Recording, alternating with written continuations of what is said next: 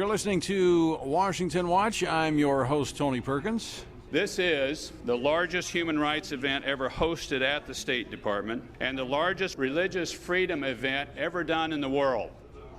That was Ambassador at Large for International Religious Freedom, Sam Brownback, earlier this morning when he kicked off the second annual Ministerial to Advance Religious Freedom here at the U.S. Department of State. Full day of activities here. We're broadcasting all this week from the State Department as we'll bring you different policy experts and those involved in advancing religious freedom around the world. Joining me now is the Vice President of Policy here at the Family Research Council and the Director of our Center for Religious Freedom, Travis Weber. Travis, welcome back to Washington Watch. Thank you, Tony. A lot happening here today, a lot of stories told about religious persecution. But I want to go back. I have another clip from Ambassador Brownback from this morning talking about basically the purpose for today's gathering. Let's play the other clip from Ambassador Brownback. 80% of the world's population live in a religiously restricted place. It's time, it is past time to bring down these religious restrictions so that the Iron Curtain of religious persecution can come down for one and all, and it comes down now. 80% of the world's population living in restrictive and repressive areas. I mean, that's huge. It's huge, Tony, and it comes in so many different forms, too. It's really almost mind-blowing when you try to put your finger on the question of worldwide religious freedom violations, whether in the form of social hostility, governmental oppression, different varieties and causes of that governmental oppression and social hostility, the group being persecuted, and the specific manner in which that arises. The scale of worldwide religious freedom violations is huge, and this is partly why we're addressing it here at FRC. It needs a voice, and it needs Christians to speak up to address the problem. Of course, one of the reasons 80% of the population, that percentage, is so high is because you look at some of the countries with the world's largest populations, and they tend to be some of the worst abusers. I mean, you look at China, Pakistan, India, India in particular with a large population there. These are countries with large populations, and they're very repressive in their policies. Very repressive, and some of those you mentioned, China specifically, the source of their persecution, government-driven, due to a state ideology and a state driving a position that says everyone must fall into line with the rights that the government dictates, not rights that come from God, not rights that derive from every human being being created in the image of God, not that version of human rights, but rather the rights that we give you as the government, what the government says you shall have. This is how the Chinese government and others approach this question of religious freedom in society. It's very wrong-headed, it's false, it's destructive, it's harmful, and it needs our voice to counter it. Earlier this morning, kicking off the ministerial, the Secretary of State made brief comments, but in his comments made reference to the Commission on Unalienable Rights, which he talked about on this program yesterday. You know, coming back to those God-given rights and religious freedom being among them, and despite the kind of the pushback that the Secretary has gotten for wanting to look at these fundamental human rights, they're staying the course, and I really think this ministerial is further evidence of this administration's commitment to religious freedom. Tony, if we look at where the modern human rights framework really began to put religious freedom to paper, we look at the Universal Declaration of Human Rights. After the formation of the United Nations, this Declaration of Human Rights being put to paper, the key word being human rights there. They're not specifically only for Christians. They're not Christian rights, Muslim rights, Buddhist rights, etc., but rather human rights. Christians have a vision of the world, and our faith informs how we believe all human beings are entitled to these rights. But this is the key, and this is a reality that so much of the hostile and willfully biased reporting on discussion of human rights these days and religious freedom really overlooks. They overlook the reality that we understand human rights to be for everyone and will fairly protect them for everyone regardless of their faith. Yeah, the founders didn't invent these rights. They didn't discover these rights. They were latent. These are fundamental rights granted to us by God. Now, not obviously, not every country, every government has protected and promoted those rights, but that's what made America unique, is that they understood these rights were granted by God to every human being, and that it was incumbent upon governments to protect and promote these rights. And quite frankly, I think the growing body of research that we've talked about here about economic development that follows religious freedom, greater social stability, I think America is a perfect example of that, and it is all the more reason that we should be promoting this, not only abroad, but even here domestically. This is an important point because it's often overlooked in the discussion of human rights and religious freedom. We need to argue the truth, the reality that, as you mentioned, our rights come from God. The government merely recognizes and states that they are coming from God, and so they will enforce and uphold that. They don't grant us our rights, the right to religious freedom and human rights. But even for countries unwilling to accept that, they should look at the evidence that religious freedom correlates with economic development and national security. Long term, if you want to sustain those areas, you need to sustain religious freedom. This is a point that's perfectly complementary with the work that USAID are doing right now, our State Department's doing overseas, which we're trying to highlight tonight at our side event on Syria and the situation in northeast Syria.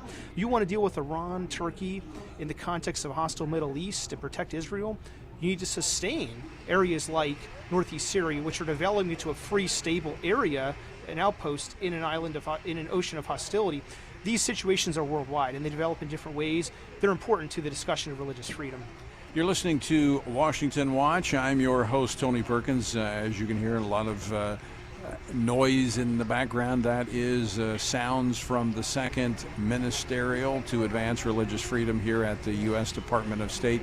Travis Weber, Vice President of Policy and Government Affairs here at the Family Research Council. My guest, as we kind of summarize some of the activities of the first full day of the Ministerial.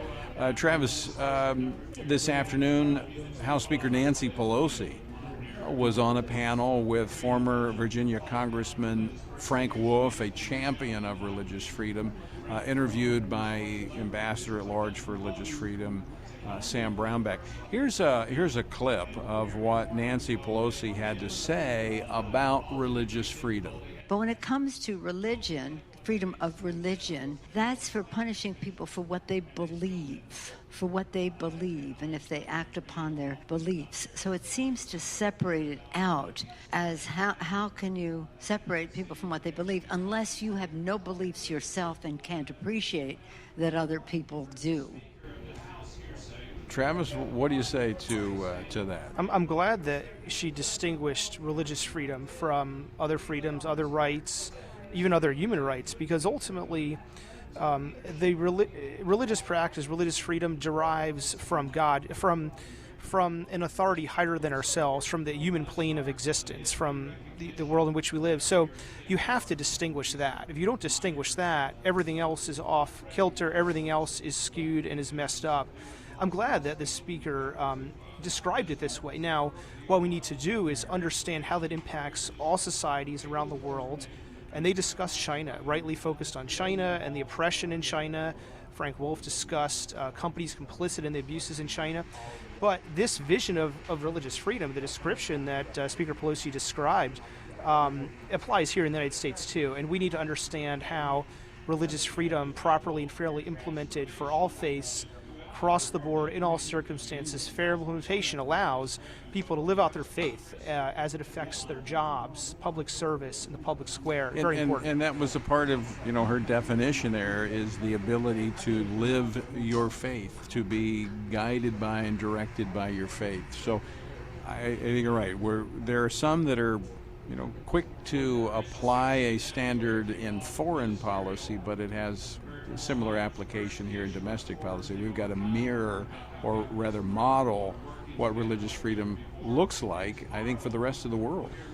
We do, and Tony, it's good that we have support for addressing these things that are going on in other countries, rightly horrible things, detention, arbitrary detention, abuse, persecution and torture of groups like the Uyghurs, and they discussed Ilham Tohti, who's a Uyghur, and you've adopted a Uyghur prisoner of conscience recently. it's right to focus on these issues, and Christians, because of our faith and understanding of the human being, focus on these. But we also, that same vision of religious freedom leads us to understand that we have to be free here at home to live out our faith, and it informs all aspects of this issue at home or abroad. Right. Again, you're listening to Washington Watch. I'm your host, Tony Perkins. The website, tonyperkins.com. Travis Weber, my guest. Travis, you mentioned the discussion of China. That was the major focal point of the conversation that Speaker Pelosi had with Congressman Wolf and Ambassador Brownback. Here's a short clip of former Congressman Frank Wolf talking about the religious persecution in China and what's behind it. The number of companies that are willing to do business and aid the Chinese government. I mean, in 1980, no law firm in this city would have ever represented the Soviet Union. Today, the number of law firms that are representing China, and yet you look what's taking place to the Uyghurs, what's taking place in Tibet. So I think they're the two things that I see that trouble me very much. Congressman Wolf has been on the program a number of times, talked about that before, but I think there might be a growing understanding that U.S. businesses, I'm talking about Fortune 500 companies, major companies, that are facilitating the Chinese government and their repression of religious people in that country. And the hypocrisy here, these are some of the same countries that want to, talk about being protectors of quote-unquote human rights here at home. Yeah, Tony, when it comes to this issue, they can't be allowed to hide behind slick ad campaigns, slick phrasing of the issue, and sort of getting around it. Right is right and wrong is wrong. And here you have just issues that you have bipartisan acknowledgement of the horrible things that are going on in China right now.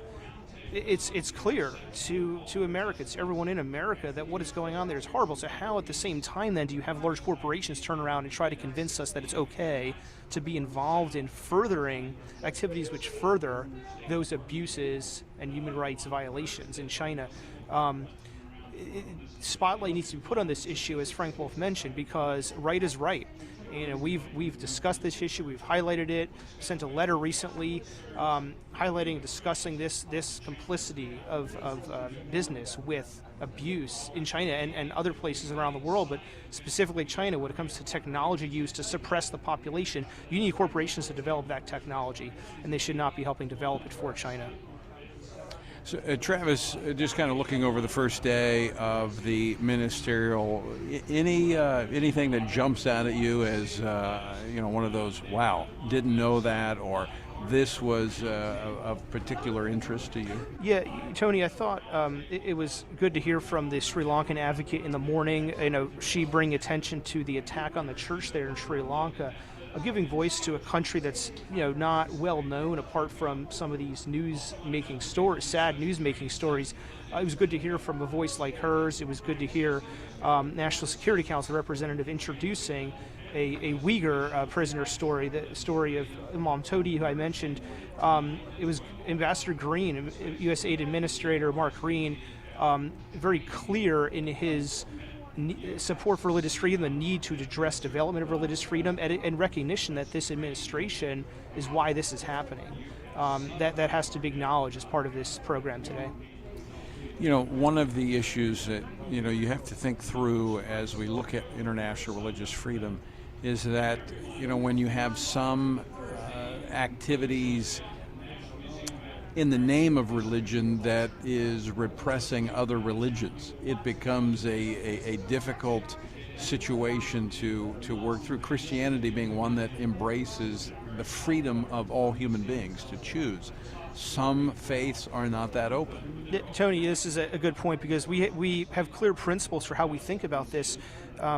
We obviously freely share our faith, desiring people to understand and come to our faith, but there's no oppression, coercion involved in that. That's a free and open marketplace of ideas where everyone is permitted to choose a faith and live it as they see fit within the bounds of an orderly, peaceful society, for security and criminal issues, obviously. But when it comes to faith dynamics, everyone should be free to share it, right, and people choose the faith and live it out as they see fit. And we want to and will defend defend that right of all human beings. Travis, we're out of time. I'm sure we're going to have more conversations about that through the course of this week.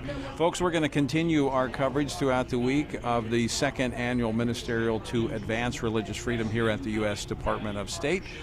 Until next time, I leave you with the encouraging words of the Apostle Paul found in Ephesians 6, where he says, when you've done everything you can do, when you've prayed, when you've prepared, and when you have taken your stand, by all means, keep standing.